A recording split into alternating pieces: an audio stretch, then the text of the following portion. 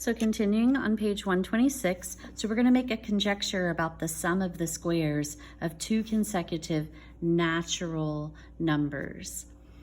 All right, so here are natural numbers. They're basically integers that aren't negative. So 0, 1, 2, 3, 4, and so on forever.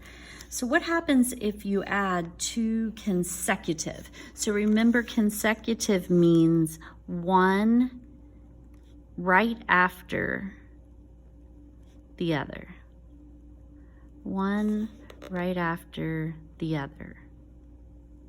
Consecutive, okay? So what comes after 1, 2. What comes after 6, 7, okay? So if you take 1 and square it, that's 1. 2 squared is 4. So this is 1 and this is 4. 1 plus 4 will give us 5. 2 squared is 4. 3 squared is 9. 4 plus 9 gives us 13.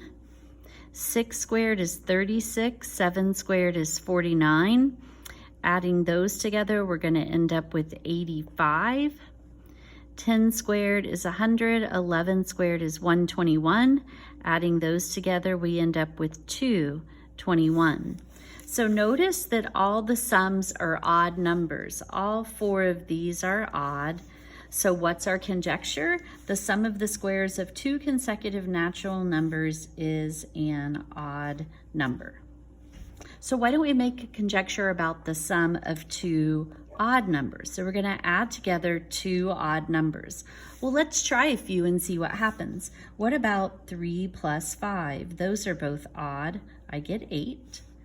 11 plus 21, those are both odd. I end up with 32. What about 1 plus 99? Those are both odd. I end up with 100. Well, what do you notice about these three answers? It looks like I'm always going to get an even number when I do that. Do I know that for sure? I wouldn't know it for sure using this observation of patterns unless I could test every combination there is to know for sure, and that's just not going to be possible. Okay. I'm going to skip over this example. Read through it if you like. Perhaps we'll touch on it during class. Let's do this check, because this is pretty open-ended and there's no picture to look at. Make a conjecture. So we're going to make an educated guess about the relationship between the distance between A and D and the distance between A and B if point C is the midpoint of segment AB and point D is the midpoint of segment AC. So that's a lot. We need a picture to look at. So let's go ahead and let's start by drawing segment AB. So here's AB. And C is the midpoint of segment AB. So here is C, and it's exactly halfway in between these two pieces. I can tick those two parts like such and like such. But I'm going to put another point on this segment. D is the midpoint of AC. So D would be here, and I'm going to tick it like that. And now I've kind of gotten rid of the single tick mark over here. It's hard to tell that these two pieces are equal, but I know for sure that the distance from A to D and the distance from D to C are equal. So what do we know about AD? AD is blank of AB. Well, if you stop and think about it, we knew that this piece, let's just throw some numbers on here for just a minute. Let's just say that this piece was 4 units long. That would mean that this portion of the segment was 4 units long. How long is the whole thing? The distance from A to B, the whole distance would be 8. Okay, so the whole entire thing is 8 from here to here. But AD, the distance from A to D is the middle of this distance between A and C. If that whole thing is 4, then the distance from A to B is 2. How does 2 compare to 8? Well, if you take 8 and divide it by 2, you get 4. If you do 2 plus 2 plus 2 plus 2, you get 8. So 2 itself is 1/4 of 8, and that would be my conclusion there. All right, so we'll talk about the word problem in class together. Let's go ahead and move on so that we can talk about counterexamples without this being too long. I did make the mistake of writing in a pen that bled through. My apologies. All right, to show that a conjecture is true for all cases, it's impossible to do all the cases. You've got to prove it if you want to show it's true. But you can prove that it's not true by contradicting it. And if you contradict it, that is called a counterexample, okay? So a counterexample, this word tends to confuse students. It's simply a contradiction. And what you do essentially is you assume that the if part of the statement is true. If that's true, does the then part always have to be true? If you can find one time when the then part isn't true, then you disproved it by contradiction.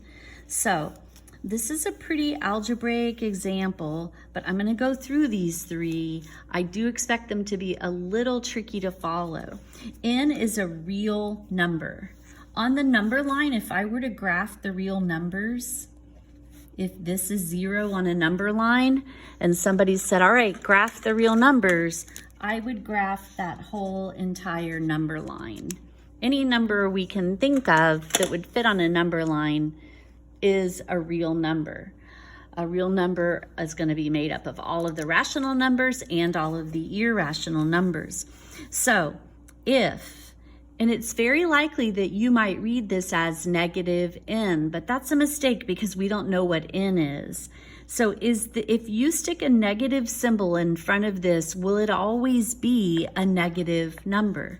And I can tell you right now that the reason that's not going to be true is because we actually want to read this not as negative n, but as the opposite of n.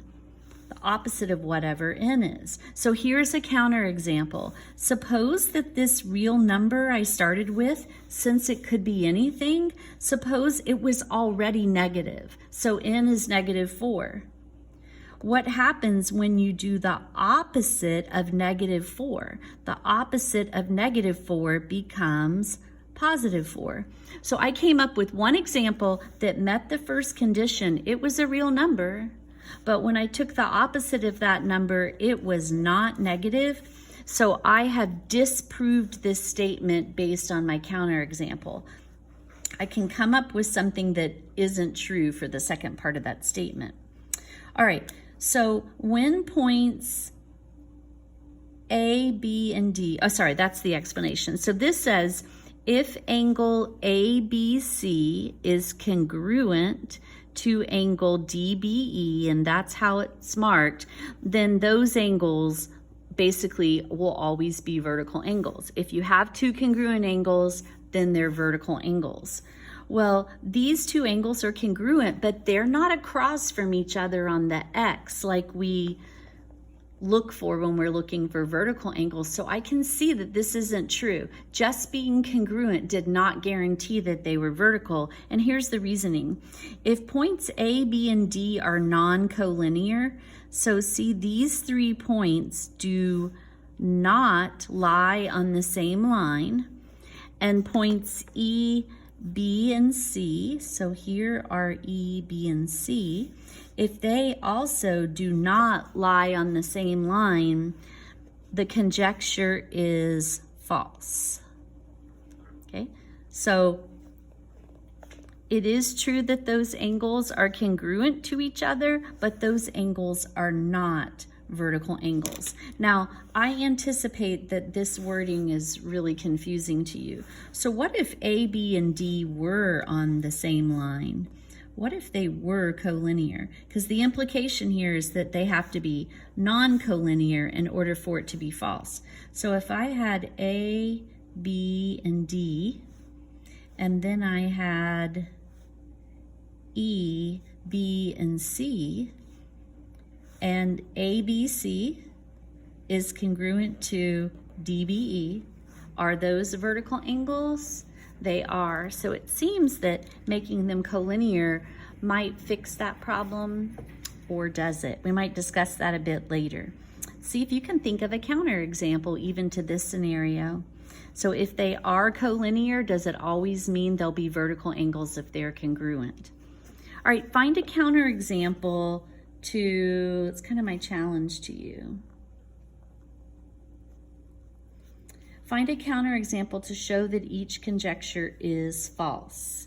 So if n is a real number, so once again, it can be any number on the number line at all, then if you take that number and do 1 divided by that number, if you write the reciprocal, that will always be less than the number you started with.